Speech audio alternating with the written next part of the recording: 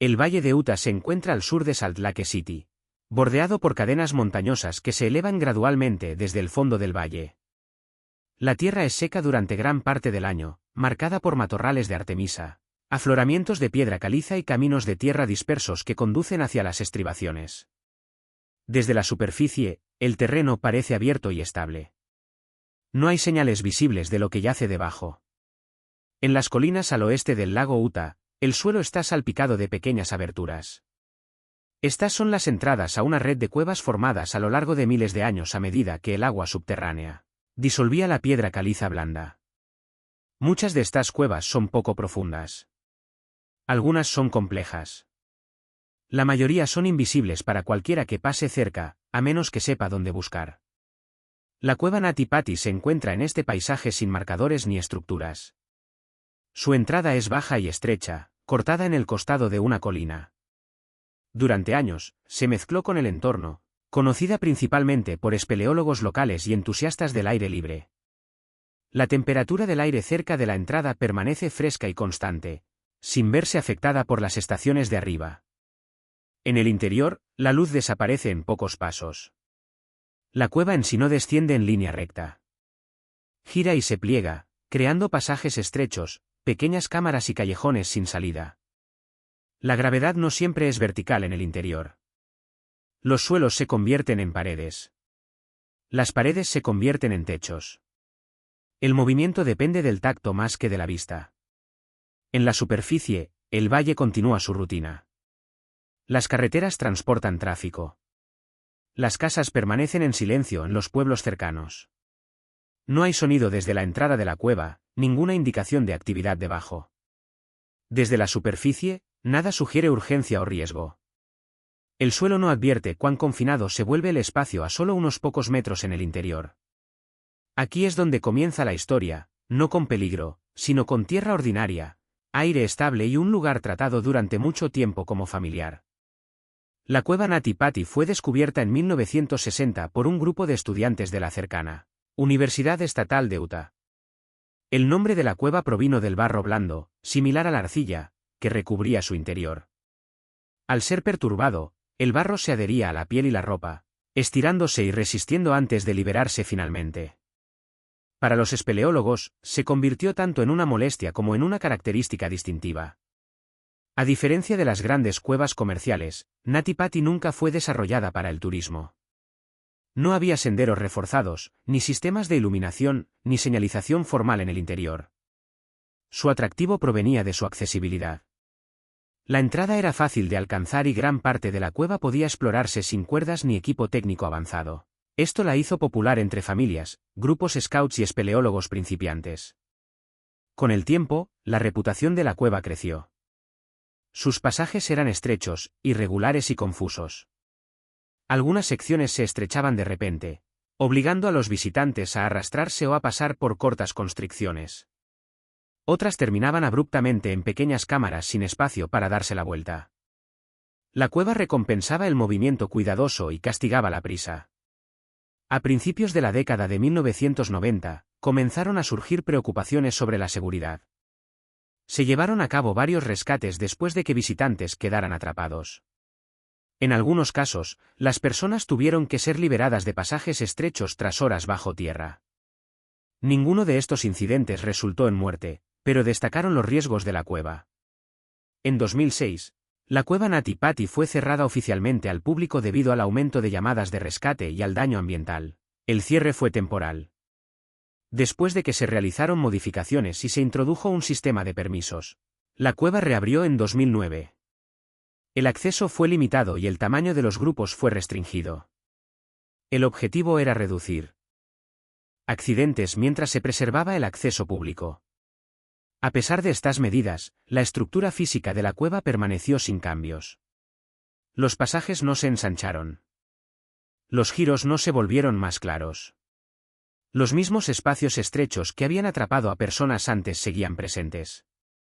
Existían mapas, pero eran difíciles de interpretar bajo tierra, especialmente para quienes no estaban familiarizados con la navegación tridimensional en cuevas. Nati Pati siguió siendo un lugar que parecía manejable desde el exterior. Sus peligros eran sutiles. No se anunciaban de inmediato. Para quienes entraban, la cueva exigía paciencia, conciencia espacial y moderación. Sin estas cualidades, incluso un pequeño error de juicio podía conducir a consecuencias graves. Para noviembre de 2009, la cueva Nati Patti estaba nuevamente abierta. Fue dentro de este contexto, de familiaridad, advertencias previas y acceso controlado, que se desarrollaron los eventos que condujeron al incidente final. John Edward Jones nació en 1984 y se crió en Utah. Era uno de varios hermanos en una familia unida y creció en un entorno marcado por la actividad al aire libre y la responsabilidad compartida. Desde temprana edad, estaba familiarizado con el paisaje del oeste estadounidense, incluyendo senderismo, campamento y habilidades básicas al aire libre. Jones estudió ciencias médicas y estaba inscrito en la escuela de medicina en el momento del incidente. Su trayectoria académica reflejaba un compromiso a largo plazo con la atención médica y el servicio. Amigos y familiares lo describían como metódico y motivado, con una disposición constante. Estaba en buena forma física y acostumbrado a desafíos físicos controlados a través del trabajo y la recreación. Estaba casado con Emily Jones, y la pareja tenía un hijo pequeño. Emily estaba embarazada de su segundo hijo en noviembre de 2009. La familia vivía fuera de Utah, pero Jones mantenía fuertes lazos con el estado, regresando con frecuencia para visitar a sus familiares. La espeleología no era una parte central de la vida de Jones, pero tampoco le era desconocida. Había explorado cuevas antes, incluida la cueva Nati Patti en años anteriores. Como muchos visitantes, la entendía como un sitio local en lugar de un entorno remoto o extremo. La reputación de la cueva por sus espacios estrechos era conocida, pero a menudo se describía como manejable con cuidado. El 24 de noviembre de 2009, Jones se unió a un pequeño grupo de familiares para una excursión recreativa a la cueva. El grupo incluía a su hermano y a varios parientes. Entraron a la cueva Nati Patti bajo el sistema de permisos vigente en ese momento. El plan era informal y poco notable según los estándares locales, una breve exploración, seguida de un regreso a la superficie. Jones vestía ropa típica de espeleología, overoles, rodilleras, guantes y una lámpara frontal. No llevaba equipo especializado de rescate. El grupo avanzó lentamente por la cueva, navegando secciones familiares. En ocasiones, se separaban brevemente para explorar diferentes pasajes, manteniendo contacto verbal cuando era posible. A medida que el grupo avanzaba más profundamente, Jones se separó de los demás mientras intentaba localizar una sección conocida de la cueva llamada el Canal de Nacimiento. Este pasaje era estrecho pero transitable y había sido recorrido por muchos antes. El diseño de la cueva dificultaba la orientación, y pequeñas desviaciones podían conducir a espacios desconocidos. Jones creía que estaba entrando en ese pasaje conocido. En cambio, se movió hacia un área no cartografiada que más tarde se conoció como el empuje de Ed. Era más estrecha, más empinada y descendía en lugar de avanzar de forma horizontal. Esta decisión marcó el comienzo de un aislamiento irreversible.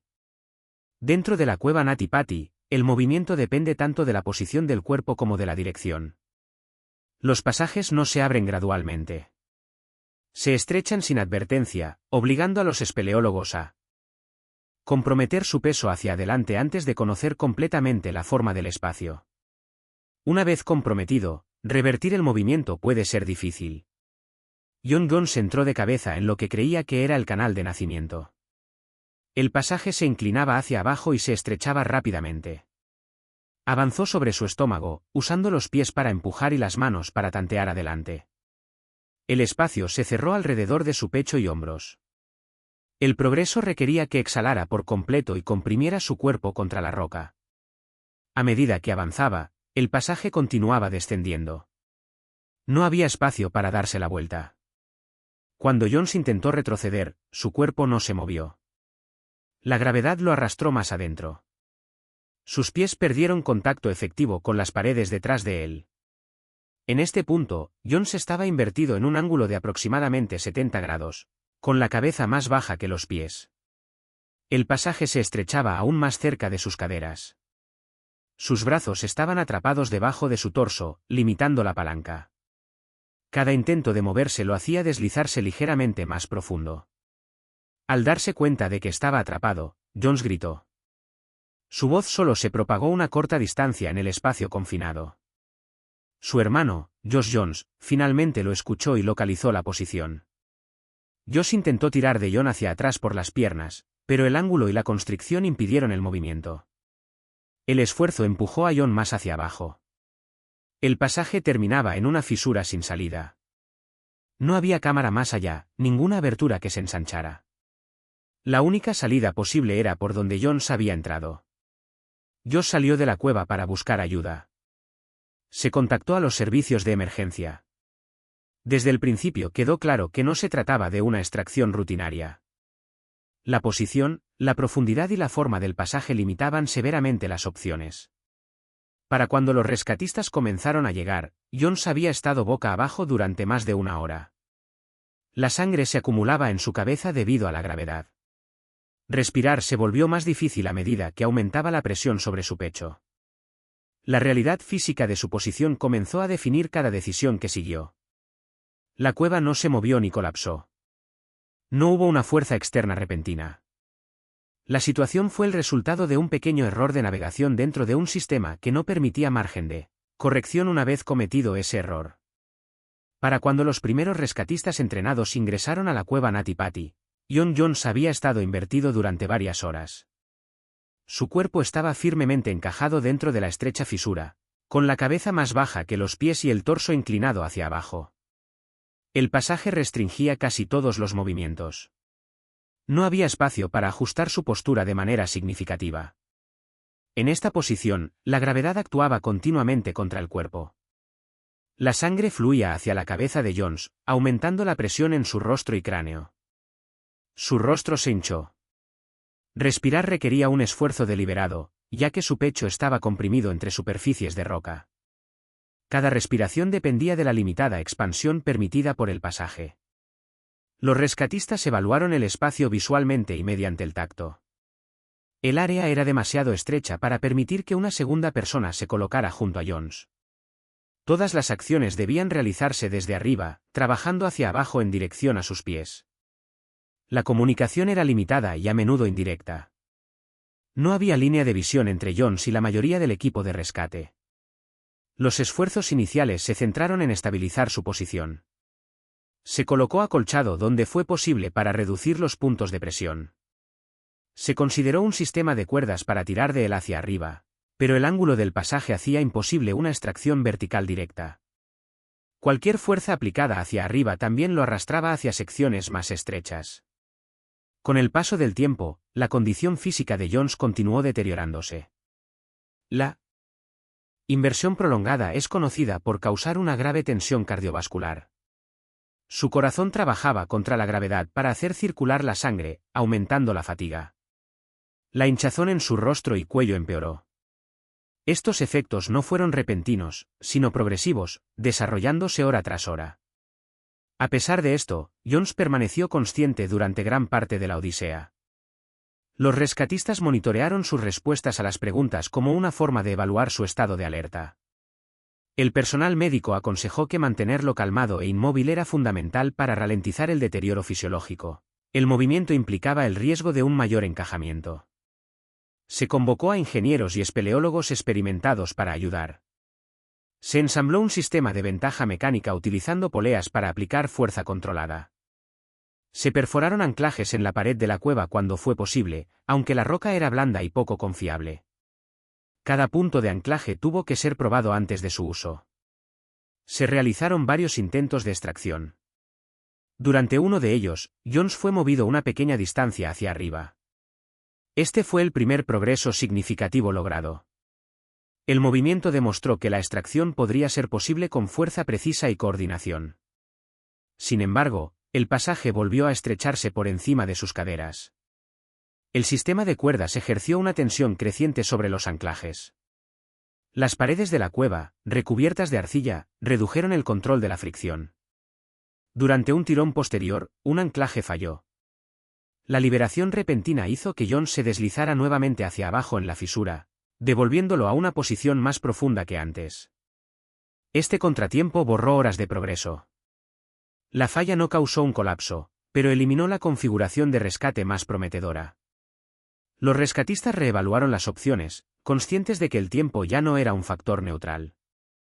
En este punto, Jones había estado invertido durante más de 12 horas. Su cuerpo mostraba signos claros de estrés. El entorno permanecía sin cambios, fresco, oscuro e inflexible. La cueva no respondía al esfuerzo ni a la urgencia. Simplemente mantenía su forma, indiferente al resultado. A medida que la noche dio paso a la mañana, la operación de rescate se amplió. Llegó personal adicional de equipos de búsqueda y rescate del condado, junto con rescatistas de cuevas experimentados de regiones circundantes. La cueva Nati Patti no estaba diseñada para trabajos de emergencia prolongados. Cada herramienta, cuerda y suministro médico debía ser transportado a mano a través de pasajes estrechos. Las limitaciones físicas dictaban el ritmo. Solo un rescatista podía trabajar directamente sobre John Jones a la vez. Otros se posicionaban a lo largo de la ruta de regreso a la entrada, transmitiendo equipo e instrucciones. El diseño de la cueva obligaba a los rescatistas a operar en posiciones boca abajo o en cuclillas durante horas, limitando la resistencia. Los ingenieros reevaluaron la colocación de los anclajes.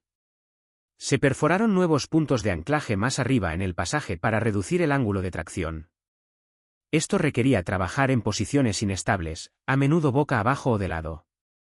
Cada orificio perforado en la piedra caliza producía escombros que debían retirarse cuidadosamente para evitar una mayor constricción. Se construyó un sistema de poleas revisado utilizando múltiples cuerdas y mosquetones para distribuir la fuerza de manera más uniforme. El objetivo no era la velocidad, sino la precisión. Incluso un pequeño cambio en la posición de Jones podía alterar la geometría del pasaje y determinar si el movimiento era posible. Los equipos médicos monitorearon la condición de Jones a través de observación limitada. Su respiración era trabajosa pero regular. La hinchazón en su rostro y extremidades había aumentado. La inversión prolongada redujo su capacidad para regular la presión arterial. Había pocas intervenciones posibles en un espacio tan confinado. Los fluidos y la medicación no podían administrarse de forma segura. La comunicación entre Jones y los rescatistas continuó de manera intermitente. Las voces tenían que viajar alrededor de las curvas del pasaje, a menudo transmitidas por otros. Las instrucciones se mantuvieron simples para evitar movimientos innecesarios. Se alentó a Jones a permanecer lo más inmóvil posible durante la preparación. Se realizó otro intento de extracción utilizando el nuevo sistema de anclaje. Lentamente, se aplicó tensión controlada. Jones se movió hacia arriba una corta distancia. El movimiento se midió en pulgadas en lugar de pies. Los rescatistas se detuvieron con frecuencia para reevaluar los puntos de presión y la estabilidad estructural. Por un momento, el progreso pareció sostenible. El pasaje por encima de sus caderas parecía marginalmente más ancho que antes. Se ajustaron los planes para aprovechar esta abertura. Sin embargo, las paredes recubiertas de arcilla redujeron la previsibilidad de la fricción. El sistema de cuerdas soportó una carga creciente a medida que la gravedad resistía cada avance. Durante un tirón posterior, uno de los anclajes recién colocados falló. La piedra caliza se fracturó bajo la tensión. La liberación repentina hizo que el sistema de cuerdas colapsara hacia adentro. Jones se deslizó nuevamente por el pasaje, regresando a una posición invertida aún más empinada que antes. Este segundo fallo marcó un punto de inflexión crítico. La pérdida de puntos de anclaje confiables significó que una mayor ventaja mecánica requeriría perforar más cerca de la posición de Jones, donde el espacio era aún más restringido. El riesgo tanto para Jones como para los rescatistas aumentó bruscamente. Los asesores médicos advirtieron que el cuerpo de Jones podría ya no tolerar una inversión prolongada. Su ritmo cardíaco era irregular. Respirar requería un esfuerzo creciente. Los líderes del rescate enfrentaron opciones cada vez más limitadas. Continuar los intentos con un soporte estructural decreciente o arriesgar causar un daño mayor mediante el movimiento. El tiempo ya no se medía solo en horas, sino en límites fisiológicos. La cueva había resistido todas las soluciones diseñadas hasta ese momento. Cada decisión ahora tenía consecuencias irreversibles. Para el segundo día, la operación de rescate había estado en marcha durante más de 20 horas. Dentro de la cueva, el tiempo era difícil de rastrear. No había luz natural, no había cambios de temperatura y no había señales audibles desde la superficie. El progreso se medía solo por marcadores físicos y por la condición de John Jones. La inversión prolongada de Jones ejerció una tensión extrema sobre su sistema cardiovascular. La sangre continuó acumulándose en su cabeza y parte superior del torso. La hinchazón aumentó, reduciendo aún más el ya limitado espacio alrededor de su pecho y cuello. La respiración se volvió más lenta y superficial. El personal médico advirtió que el riesgo de paro cardíaco estaba aumentando. Los rescatistas intentaron reposicionar ligeramente a Jones para reducir el ángulo de inversión. Incluso los ajustes menores requerían un esfuerzo coordinado y conllevaban el riesgo de un atrapamiento más profundo. Cada movimiento era seguido por largas pausas para permitir que su cuerpo se estabilizara. El pasaje no ofrecía margen de error.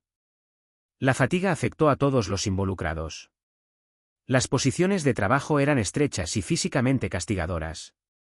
Los rescatistas se turnaban cuando era posible, pero las limitaciones de acceso significaban que el relevo era lento. Perforar anclajes adicionales se volvió cada vez más difícil a medida que la roca disponible se fracturaba de manera impredecible. Las paredes de la cueva no proporcionaban un soporte constante. Se consideró otro intento de extracción utilizando una configuración diferente de cuerdas. Esto habría requerido que Jones se moviera a través de una sección aún más estrecha por encima de su posición actual.